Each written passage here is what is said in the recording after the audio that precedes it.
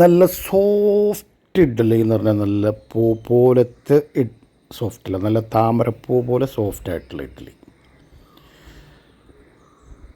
അതിൻ്റെ കൂടെ നമുക്ക് ചെമ്പിൻ്റെ കലത്തിലുണ്ടാക്കിയ നല്ല സൂപ്പർ ചായ. ഒരുപാട് വർഷങ്ങൾക്ക് 50-60 വർഷങ്ങൾക്ക് മുമ്പ് കാലങ്ങളായിട്ട് പരമ്പരാഗതമായ രീതിയിൽ ഇഡ്ഡലിയും ഈ ചായയും ചെയ്യുന്ന ശിവേട്ടൻ്റെ കടയാണ് ഇത്. ഇവിടെ ചെമ്പിൻ്റെ പാത്രത്തിലാണ് ചായ ഉണ്ടാക്കുന്നത്. രാവിലെ 6 മണി മുതൽ ആളുകൾ കാത്തിരിക്കും. ഈ ചായക്കും ഇഡ്ഡലിക്കും വേണ്ടിയിട്ട് ആളുകളിങ്ങനെ കാത്തിരിക്കുകയാണ്. ഇഡ്ഡലി ഉണ്ടാക്കുന്നു, കൊടുക്കുന്നു, അപ്പോഴൊക്കെ തീരുന്നു, വീണ്ടും മറന്നു. വളരെ ഉൾനാട്ടിലാണ് ഈ സംഭവം ഉള്ളത്. പൂ പോലത്തെ ഇഡ്ഡലി എന്ന് പറഞ്ഞാൽ കോളിഫ്ലവറും പൂവാണ്, പക്ഷേ ഇതങ്ങനെയല്ല, താമരപ്പൂ പോലത്തെ ഇഡ്ഡലിയാണ് ഇവിടെ ഉണ്ടാക്കുന്നത്.